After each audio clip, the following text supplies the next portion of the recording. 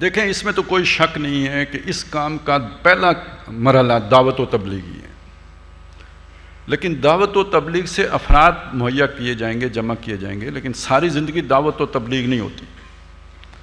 ایک موٹی سی بات ہے، جن کے مفادات ہوتے ہیں وہ دعوت و تبلیغ سے نہیں مانا کرتے، جیسے قرآن نے خود کہہ دیا وَلَوْ كَرِهَ الْمُشْرِكُونَ، مشرکوں کو ویسٹڈ انٹرسٹ جن کا ہے انہیں یہ بات گوارا نہیں ہوگی، وہ روک پیدا کریں گے، رکیں گے۔ کَبُرَ عَلَى الْمُشْرِكِينَ مَا تَدْعُوهُمْ إِلَيْهِ، مشرکوں پر بہت گراں ہیں وہ شے جس کی آپ دعوت دے رہے ہیں، کبھی نہیں مانیں گے۔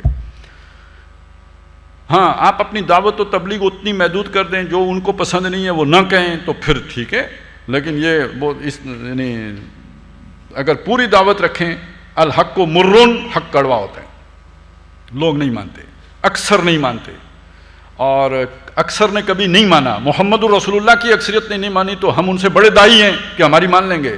نہیں مانیں گے۔ اسی لیے کسی نے کہا نا پھول کی پتی سے کٹ سکتا ہے ہیرے کا جگر، مرد ناداں پہ کلام نرم و نازک بے اثر۔ اسی لیے اس سورہ صف میں جہاں اقامت دین کا مضمون آیا اس کے فوراً بعد جہاد کا مضمون آیا۔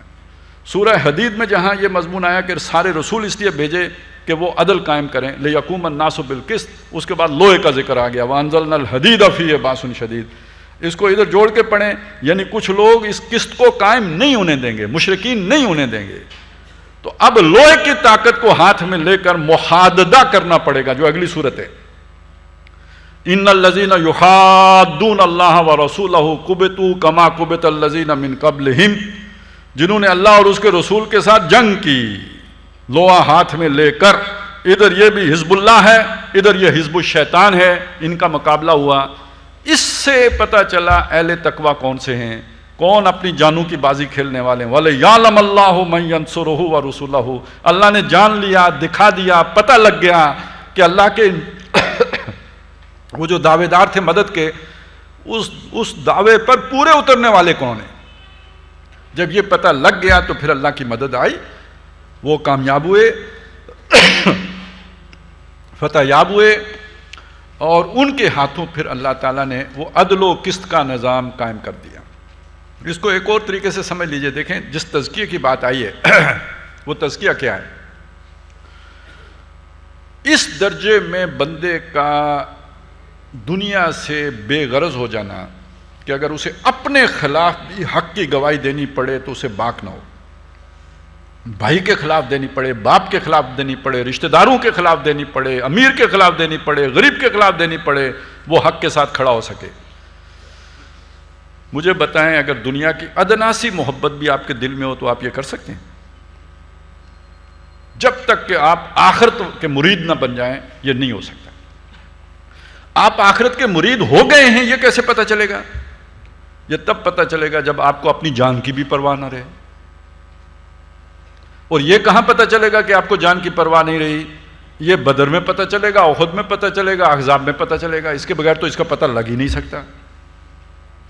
اس لیے قرآن نے کہا فَهَلْ عَصَيْتُم مِّن تَوَلَّيْتُم أَن تُفْسِدُوا فِي الْأَرْضِ وَتُقَطِّعُوا أَرْحَامَكُم، تو کیا اس بات کا اندیشہ نہیں کہ ہم اس آزمائش کے بغیر اگر تمہیں اقتدار دے دیں تو تم بھی رحمی رشتوں کو قطع کرو اور بجائے امن اور انصاف کرنے کے فساد مچاؤ؟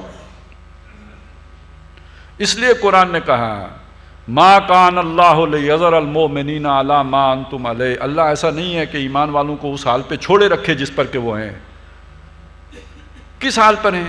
حتیٰ یمیز الخبیث من الطیب، ابھی گڈمڈ ہیں، خبیث اور طیب گڈمڈ ہے۔ اور یہاں خبیث کا مطلب وہ نہیں ہے کہ کافر ہیں، یہ ہے کہ دنیا کی محبت ابھی ان کے اندر ہے، ان کے اندر باطنی طور پر ارتداد موجود ہے، نفاق کا مرض ہے، دنیا کی محبت کی بیماری ہے۔ تو اللہ تعالیٰ جب تک ان کے اندر یہ چھانٹی نہ کرے، خبیث سے طیب سے چھانٹ کر خبیث کو علیحدہ نہ کر دے، اس وقت تک اللہ کی مدد نہیں آنی ہے۔ حتیٰ یمیز الخبیث من الطیب، یہ غزوہ احد میں آیا۔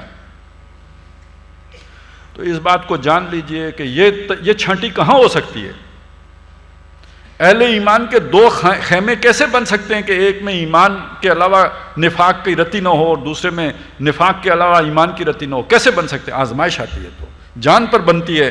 تو جو دنیا کی محبت رکھتے ہیں وہ بھاگتے ہیں دوسرے خیمے کی طرف جان بچانے کے لیے، اور جنہیں پرواہ نہیں ہوتی وہ عاشق اللہ کے، مردان خود آگاہ و خدا مست، وہ ایمان والے خیمے میں آ جاتے ہیں.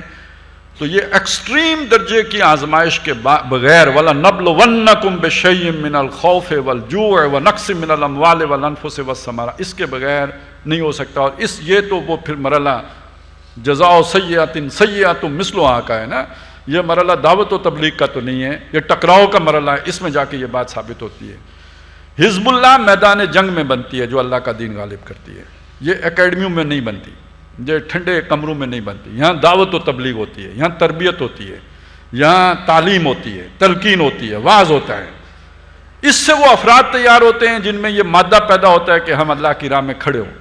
لیکن ان کا وہ کھڑے ہو سکتے ہیں یا کھڑے نہیں ہو سکتے، اس کا فیصلہ میدان جنگ میں ہوتا ہے. اور حزب اللہ وہاں تشکیل پاتی ہے. طیب اور خبیث کی چھانٹی وہاں ہوتی ہے، یہاں نہیں ہو سکتی. اس مرحلے سے اس کو بائی پاس کر کے دین قائم نہیں ہو سکتا. بنی اسرائیل اللہ نے مدد کی، فرعون کو غرق کیا، دین نہیں قائم ہوا. مقابلے میں کچھ نہیں تھا، دین قائم نہیں ہوا. جنگ سے انکار کر دیا، دین قائم نہیں ہوا. اللہ نے پاکستان بنا دیا، بغیر لڑے بنا دیا، عوام نے قربانیاں دیں، لیکن وہ کوئی اس طرح کا مقابلہ نہیں ہوا، مفت میں مل گیا، دین قائم نہیں ہوا. کھوٹے سکے آ گئے نا، لیکن اگر مشکل آتی تو کھوٹے سکے پہلے ہی بھاگ جاتے. تو ابھی بھی مجھ سے بھی کوئی لوگ کہہ رہے تھے کہ یہ تو آپ نے اپنے لوگوں کے ساتھ بڑی زیادتی کی کہ انہیں لا کے جو ہے نا گامدی صاحب کے داماد کے آگے ڈال دیا ہے، وہ ان کے ذہنوں کو پراگندہ کر دیں گے. تو میں نے کہا نہیں، ہم نے چھانٹی کرنی ہے. ہم نے چھانٹی کرنی ہے تو تاکہ جس نے زندہ رہنا ہے وہ زندہ رہے سمجھنے کے بعد، اور جس نے مرنا ہے کل وہ آج بے شک مر جائے سمجھنے کے بعد. اندھیرے میں کوئی نہیں، ہمارا کوئی نہیں غلام ہے، نہ ہم کسی کو دھوکہ دے کے اپنے ساتھ چلانا چاہتے ہیں. ہم چاہتے ہیں معلوم ہو یہ راستہ یہ ہے، یہ راستہ یہ ہے. انتخاب بندے کا اپنا ہو، چنا کن یا چنی اس کی مرضی ہے، یہ اختیار کرتا ہے وہ اختیار کرتا ہے. ہم ان کا راستہ بھی سامنے رکھنے میں کوئی بے ایمانی سے کام نہیں لیں گے، کوئی دھوکے دے سے کام نہیں لیں گے. یہ ان کا راستہ ہے، یہ ہمارا راستہ ہے. انتخاب اب بندے کے پاس ہو، وہ جس کو راستے کو مرضی چن لے. آج سے یوں چلیں گے تو پھر آگے جب وہ اللہ تعالیٰ کسی مصیبت میں ڈالیں گے تو اس میں بھی اللہ تعالیٰ سرخرو فرمائے، دیکھیں گے.